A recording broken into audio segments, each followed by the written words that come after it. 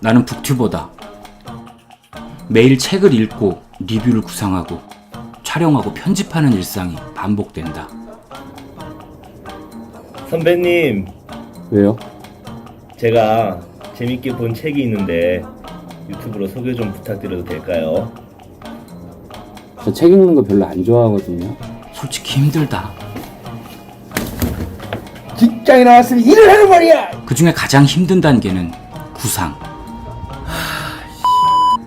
떠오르지 않으면 더 이상 진행을 못 하는데 그렇게 이틀이고 3일이고 떠오를 때까지 멍 때리기. 그런데 사람들은 내가 그냥 할 일 없이 놀고 있는 줄 알더라. 여보, 할 일 없으면 쓰레기나 버리고 와. 아니, 내가 할 일이 없는 게 아니고. 아, 됐어!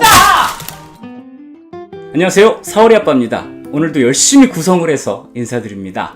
소개드릴 작품은 당신의 4분 33초입니다. 2020년에 출간되었고요. 출판사는 은행나무, 저자는 이서수, 페이지 수는 292페이지입니다. 작품의 주인공은 평범하게 성장해서 평범한 삶을 살고 있는 남성입니다. 하지만 그건 제 생각일 뿐 실제로는 평범하다라는 단어가 어울리질 않아요. 바로 이것이 오늘의 작품의 중심 메시지입니다. 우리는 눈에 보이는 대로 타인을 정의합니다. 이 사람은 이렇다. 그런데 그게 정답이 아닌 경우가 대부분이죠. 실제 본인은 전혀 다른 상황인데 우리는 그걸 몰라주는 거잖아요. 북튜버인 저는 구상 단계에다 가장 많은 시간을 투자하고 있습니다. 머릿속으로 생각하는 단계라서 겉으로는 노는 것 같아요. 소파에 누워있기도 하고 멍하게 앉아있기도 해요. 사람들은 그래서 제가 놀고 있는 줄 압니다. 이 고민이 계속되는 가장 어려운 단계를 통과 중인데도 말이죠.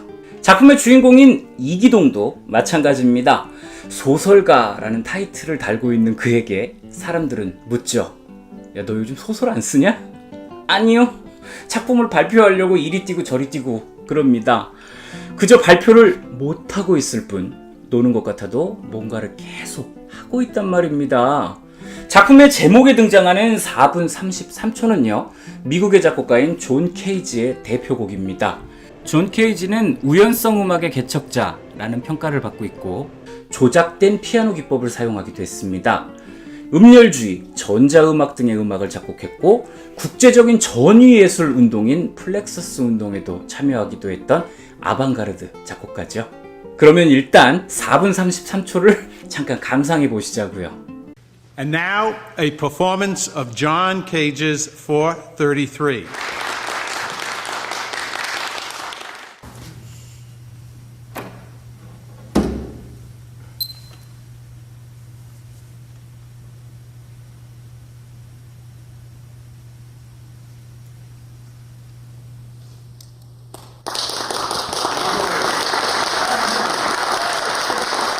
지금 뭐 하고 있는 건가요?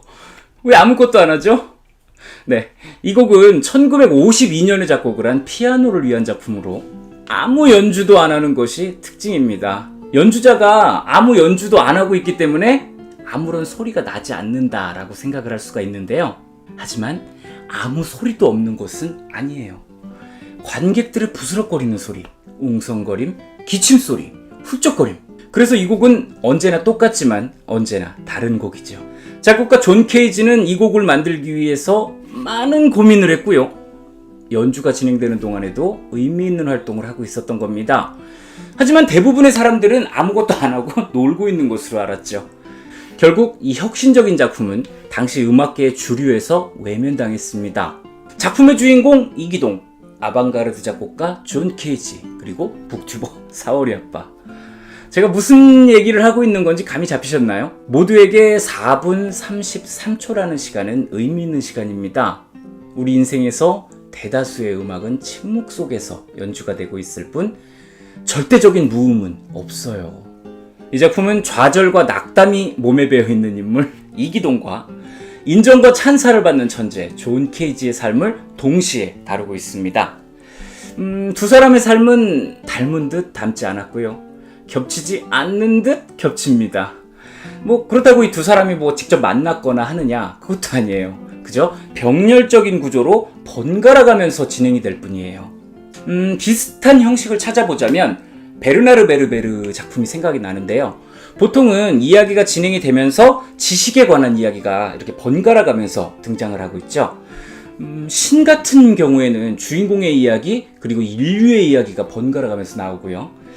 그런 비슷한 형태인데요. 이 작품은 인물에다가 온전히 집중을 하고 있다라는 차이점을 가지고 있습니다. 특이하죠? 자, 이야기의 줄거리를 조금만 더 자세하게 소개하겠습니다. 존 케이지가 세상을 떠난 1992년, 이기동은 12살이었어요. 존 케이지의 아버지는 잠수함을 발명했지만 이기동의 아버지는 반백수에 집까지 나갔습니다. 존 케이지는 차곡차곡 잘 흘러가는 유년기를 보냈지만 이기동은 부모의 바람과 엇나가는 유년기를 보냈어요.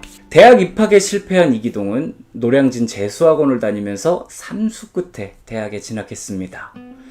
그렇지만 대학 진학은 인생의 완성이 아니었으니 제대로 된 자리도 잡지 못한 채 시간만 흘려보냅니다. 그러다가 우연히 아버지가 쓴 소설 원고를 발견을 했고요. 그 원고를 약간 수정을 해가지고 신춘문예에다가 출품을 했다가 덜컥 당선이 되는 바람에 뜬금없이 작가가 됐습니다.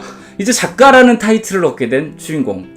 하지만 작가로서의 삶은 순탄치가 못했어요. 결국 그가 듣는 말이라고는 야, 너 요즘 소설 안 쓰냐? 소설 포기했어? 아, 니들이 뭘 하냐? 과연 이기동의 삶은 어떻게 흘러갈까요? 이기동과 존 케이지라는 인물의 삶을 시간 순서대로 차곡차곡 진행해가고 있는 이 작품. 두 명의 이야기예요. 하지만 결국의 주인공은 이기동입니다. 딱히 잘난 것도 없이 자랐고요.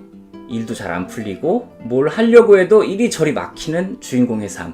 그는 우리 주변에서 쉽게 만날 수 있을 법한 친근한 인물이고요. 그렇게 살아갈 수밖에 없는 사회의 모습, 그리고 그 속에 있는 우리의 현실을 생생하게 보여줍니다. 덕분에 담겨있는 메시지는 가볍지는 않아요. 그렇지만 시종일관 유쾌한 문체와 경쾌한 진행을 보여주기 때문에 이 무거움과 가벼움을 동시에 느끼게 됩니다.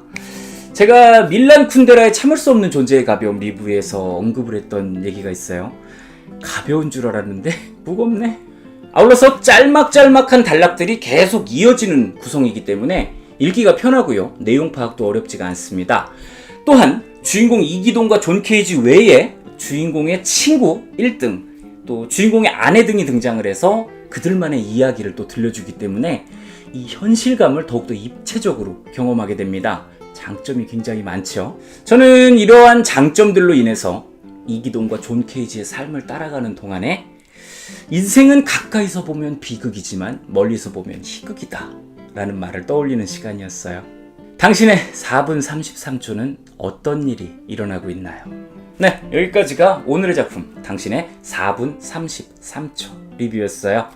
이 작품은요 2020년 제6회 황산벌 청년문학상 수상작입니다. 그것도요 심사위원 전원의 압도적인 격찬을 받는 작품이라고 하는데요. 일단 작품을 다 읽고 생각을 해보니까요 그럴만하다라는 생각이 듭니다. 저는 또 다른 작품으로 여러분을 만나러 오겠습니다. 즐겁게 감상하셨다면 구독, 좋아요, 알림 설정까지 꼭 부탁드리겠습니다. 감사합니다.